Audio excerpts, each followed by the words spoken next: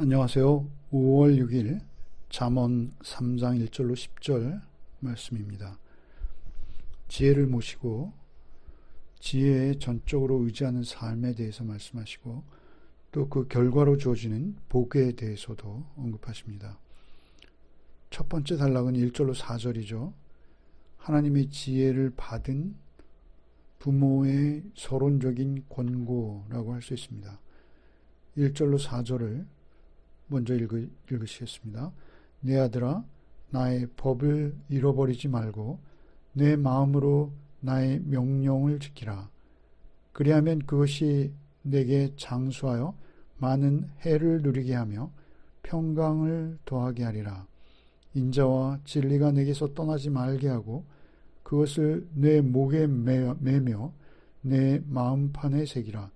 그리하면 내가 하나님과 사람 앞에서 은총과 귀중히 여김을 받으리라. 아멘. 먼저 1절 내 아들로 시작합니다. 내 아들아 이렇게 부르죠. 하나님의 지혜가 사실은 아버지를 통해서 오고 있는 것이죠.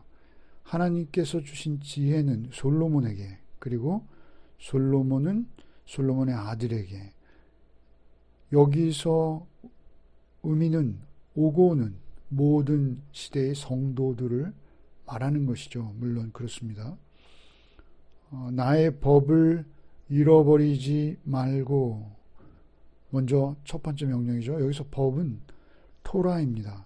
하나님의 말씀, 곧 오경을 말할 때 쓰는 단어죠. 아버지께서 말씀하고 아들에게 물려주는 것 역시 하나님께서 주신 말씀입니다. 우리도 동일합니다. 우리가 받는 것도 오직 하나님의 말씀이요.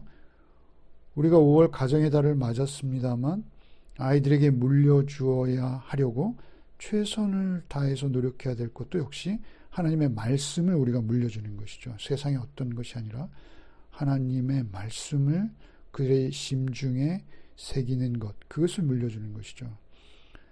그래서 내 아들아, 나의 법을 잊어버리지 말고 내 마음으로 나의 명령을 지키라. 특별히 마음으로 그 명령을 지키라. 마음으로 지킨다는 것은 무엇일까요? 마음은 히브리어 단어 레브입니다. 그 레브는 인격을 말합니다. 개인의 지성, 감성, 의지를 포함하는 전 인격을 나타내는 단어예요. 그래서 우리가 인격을 다해서, 다시 말해서 우리의 지적으로 동의하고 정서적으로 반응하고 의지적 결단에 이르기까지 전 인격을 다해서 나의 법, 나의 명령, 곧 아버지께서 하나님께로 받은 하나님의 말씀, 하나님의 명령, 나의 명령에 반응하라는 것입니다. 2절에 그리하면이라고 말씀하시죠. 그렇게 반응하면 두 가지 복이 임한다라고 말씀하시는 것입니다. 첫째는 장수요, 둘째는 평강입니다. 장수는 단순히 오래 시간, 단위 시간을 오래 갖는다라는 의미보다는 생명력 넘치는 삶을 사는 것을 말하는 것입니다. 그래서 축복은 말이죠. 말씀 안에서 생명력 있는 시간, 그 시간이 긴 것, 그것을 의미하는 것입니다. 단순히 단위 시간을 오래 산 것이 우리에게 의미 있는 것이 아니죠. 우리의 이웃과 샬롬의 관계를 누리는 삶, 하나님의 법을 기억하고 하나님을 드러내는 삶, 그것이 복입니다.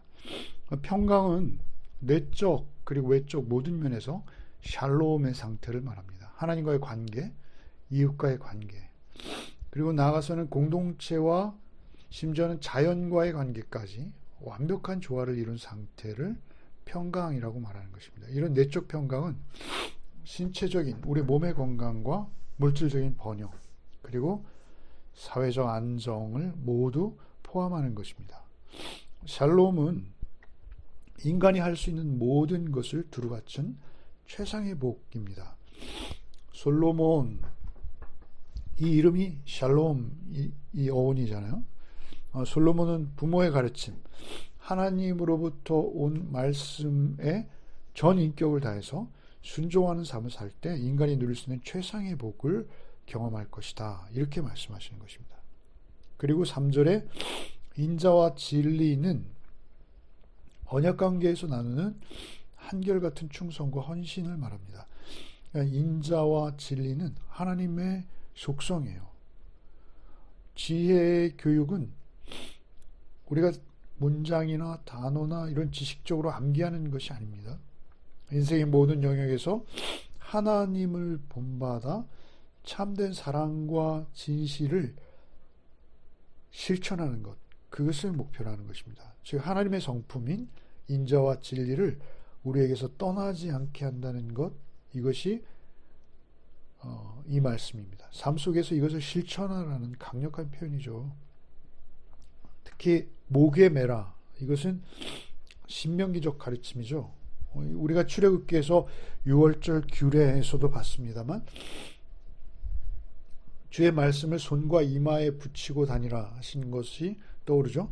그것은 문자적으로 손과 이마에 붙이라는 것, 목에 맨다라는 것이 아니라 이 매다라는 꼭꼭 묶다는 이야기입니다만 이 마음판에 새긴다는 거예요. 마음판에.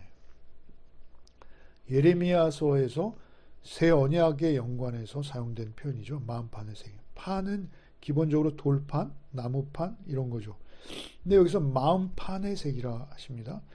그러니까 이 가르침이 우리 각자의 마음에 절대 지워지지 않도록 새겨서 말씀이 항상 나의 인격과 나의 내면에 내면화되어서 존재하도록 인도하도록 있도록.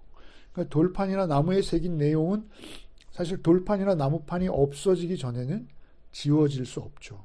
그러니까 하나님의 말씀이 우리의 존재에 그렇게 새겨져서 늘 그 하나님의 말씀을 드러내고 대변하는 상태. 그것을 목에 걸라라고 말씀하시는 것이죠. 내면은 언제나 변함없이 정말 죽음에 이르지 않는 한, 그 돌판이나 나무판이 없어지지 않는 한 항상 늘 내 인격에 새겨져 있는, 이것을 절대적 내면화 이렇게 말하죠. 그러라는 것입니다. 4절에 그러면 그 결과로 그 아들은, 그렇게 순종하는 성도들은 하나님과 사람 앞에서 은총과 귀중히 여김을 받을 것이다. 인자와 진리로 항상 하나님 앞에 서면 사람들을 대할 때도 그 사람은 하나님의 성품, 하나님의 인격적 형상을 띠고 주변을 대하게 되겠죠. 그러면 주변 사람들에게도 은총과 귀중히 여김을 받는 것은 당연하다는 것입니다.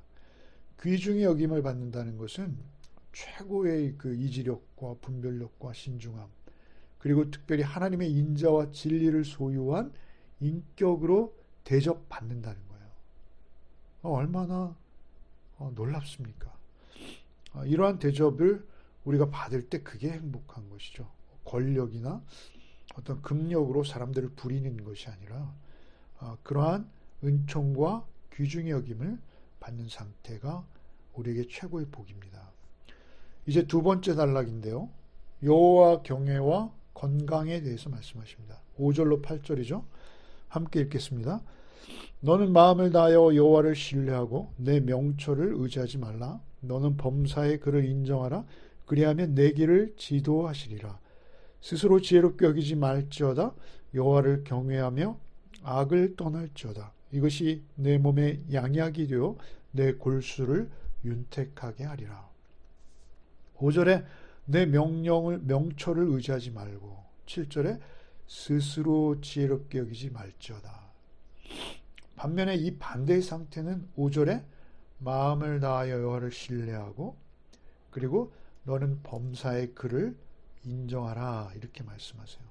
그것은 7절에 여호와를 경외하며 악을 떠난 것이라는 것이죠. 그때 얻게 되는 유익은 역시 내 길을 지도하실 것이다. 내 길을, 내가 가는 인생의 모든 선택과 판단, 그것들을 하나님께서 이제 개입하시고 지도하실 수 있다는 것이죠. 내 길을 지도하실 것입니다. 또 그 결과로 이러한 삶이 내 몸의 양약, 보약이 되고 내 골수가 윤택하게 될 것이다. 내 뼈에 영양분이 될 것이다. 골수는 뼈 속에 있는 그 피를 형성하는 그러한 부분이죠. 면역력에 관계 있다고 해요. 골수를 윤택하게 할 것이다.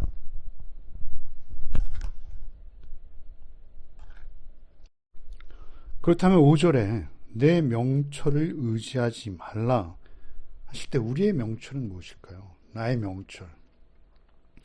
지금까지 언급되어진 명철은 하나님께로부터 주어지는 명철입니다. 여호와의 신앙으로 인한 명철이죠. 그런데 여기에 기록되는 명철은 하나님이 계시지 않은데 어떤 인간적인 교훈과 훈련, 혹은 내 안에 옛 본성이 일러주는 어떤 지적 교만으로 인한 헛된 자만과 허영심을 말합니다. 7절에 스스롭게 지혜롭게 여긴다라는 것은 여호와 경외 신앙을 부인하는 것입니다. 자신의 방법들을 하나님의 법 위에 두는 것이죠. 자신의 상황에서 오는 판단의 기준을 하나님이 법이 아닌 인간의 시각으로 판단하는 것입니다. 하나님 경외를 떠난 것입니다. 지혜와 지식의 근본인 하나님을 떠나 내 자신을 스스로 하나님보다 우선하는 상태. 그것이 내 명철이요. 내가 스스로 지혜롭게 여기는 것이죠. 이 지혜도 선한 의미의 지혜가 아니라 세상의 지혜요. 내가 말하자면 합리화하고 내가 선택하는 그런 지혜입니다. 그런데 6절에 범사의 그를 인정한다라는 그 인정한다라는 어구는 야다입니다, 여러분. 야다는 누누이 말씀드리죠.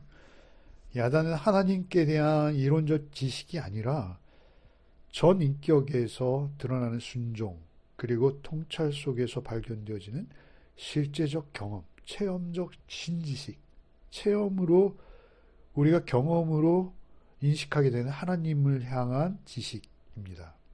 이 지식을 기반으로 우리의 삶의 모든 영역에서 발생하는 일들이 하나님의 뜻에 합당한가를 살피는 것이에요.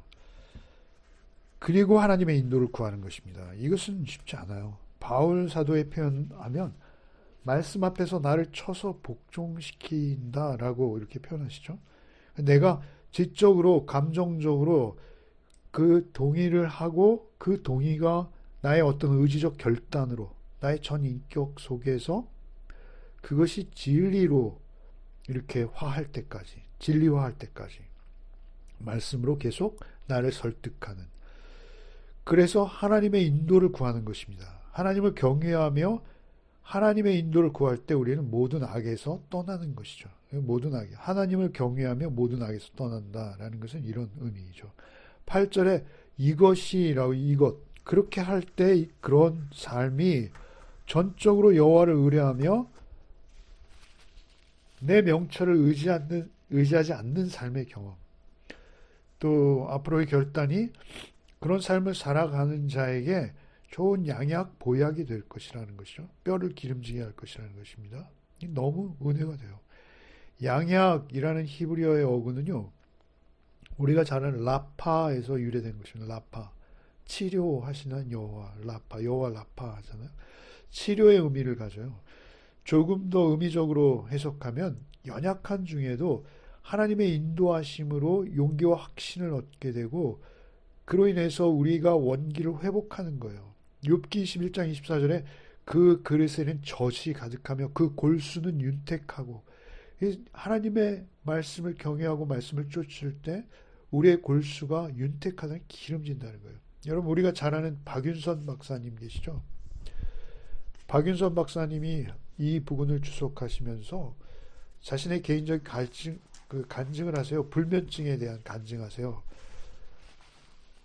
여러분, 박윤선 박사님의 말씀은 이런 거예요. 많은 질병은 하나님을 전적으로 신뢰하지 않아서 생긴다는 거예요. 우리의 질병은요, 하나님을 믿지 않는 불신앙이 질병의 원인이 되는 경우가 많다고 말씀하세요. 그러면서 강조하시면서 자기의 불면증을 언급하십니다. 잠이 오지 않으면요, 아주 애를 쓰시다가 정말 잠이 안 오면 침상에서 일어나신대요. 그리고 기도하신다는 겁니다. 그 기도의 내용 뭐냐면 주님이여 나는 하나님 밖에 다른 것을 더 중요시하며 그것을 너무 따갑게 생각하느라 잠을 이루지 못하나이다. 나는 하나님보다 다른 것을 더 사모하였으니 이는 우상을 섬긴 죄와 같습니다. 용서하옵소서. 나는 하나님 제일주의로 살겠나이다. 이렇게 짤막한 기도라도 하고 다시 누우시면 잠이 잘 오신다는 것이죠. 이러한 간증을 이 대목을 주석하시면서 이렇게 자신의 책에 기록하셨어요. 예수님께서 질병에 걸리지 않으신 이유는 예수님은 질병을 아신 적이 없죠. 그것은 예수님이 전적으로 하나님께 의뢰했기 때문이라는 것이죠. 조지 뮬러를 예로 들고 있어요. 조지 뮬러가 장수했다고 하죠. 그 이유는 전적으로 하나님을 의뢰해서 고아들을 섬기는 일도 하나님의 일로 맡겨버린 것이죠. 오늘 본문에서 강조하는 이러한 삶의 태도는 우리의 몸과 마음과 영혼에 좋은 양약이 되어서 우리의 몸과 마음을 동시에 건강하게 할 것이라는 것이죠. 저는 이 말이 너무 좋습니다. 골수를 윤택하게 하신다는 것, 뼈에 영양분을 주신다는 것, 그래서 우리의 면역력을 극대화시키시는 것, 얼마나 축복입니까? 그리고 이제 세 번째 마지막 단락입니다. 여호와 공경과 풍요에 대해서 말씀하세요. 9절과 10절을 함께 읽겠습니다. 내 재물과 내 소산물의 처음 익은 열매로 여호와를 공경하라. 그리하면 내 창고가 가득히 차고 내 포도즙 틀에 새 포도즙이 넘치리라. 첫 열매, 처음 익은 열매로 예물을 드리라는 거예요. 이 첫 열매를 예물로 드린다는 것은 사실은 내 모든 소득, 내 모든 물질, 하나님께서 나에게 은혜로 맡기신 것입니다. 이렇게 인정하는 거예요. 내 모든 소득과 내 모든 물질의 원소유주는 하나님이십니다를 인정하는 그런 삶의 태도를 말하는 거예요. 여러분, 우리가 그런 재물관을 가지고 있을 때 하나님께서 더욱 넉넉한 삶으로 인도하신다는 거예요. 우리가 꼭 재물이 많아서 넉넉한 것이 아니라 소유의 많고 적음보다 우리의 모든 소유에 대해서 감사하며 하나님 이거 내 거 아니라 하나님 겁니다. 나는 다만 청지기입니다. 그렇게 인정하는 삶, 그거 자체가 풍요롭다라는 것이죠. 풍요로운 삶이라는 것이죠. 내 창고가 가득 차고 내 포도즙들에 새 포도즙이 넘치리라. 복되죠. 여기 여호와를 공경하라의 카베드라는 히브리어는 무겁게 실었다는 거예요. 하나님 앞에 무겁게 드리는 거예요. 그럴 때 하나님도 우리에게 무겁게 채워주신다라는 것이죠. 오늘 말씀을 정리하면 결국 나의 모든 삶의 선택과 판단과 결정, 이거 다 하나님의 말씀의 기준에서 말씀 앞에 맡겨드린다는 것이죠. 그리고 전적으로 하나님만을 의뢰하며 내 스스로의 지혜나 내 스스로의 명철로 허황되이 살지 말라는 거예요. 언제나 모든 내 인생의 선택 앞에서는 하나님의 말씀의 잣대를 우선하라는 거예요.